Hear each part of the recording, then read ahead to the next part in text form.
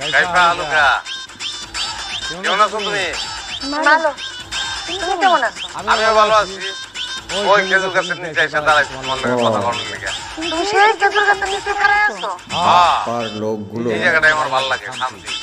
Saudi আরবে গিয়ে তোমার এই খেজুর গাছের সূর্য ডুবে নাই?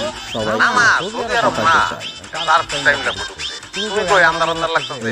এই পারে লোকগুলো না, আবার আমি বিলের পাড়ে দাঁড়ায় নাই। আমি তোমার সৌদি খেজুর গাছ আরবে থেকে খেজুর পাড়ার জন্য বাদশা সেজে থাকে। তুমি সৌদি আরব কেমন আইলা? লগে দেখি সুমনো।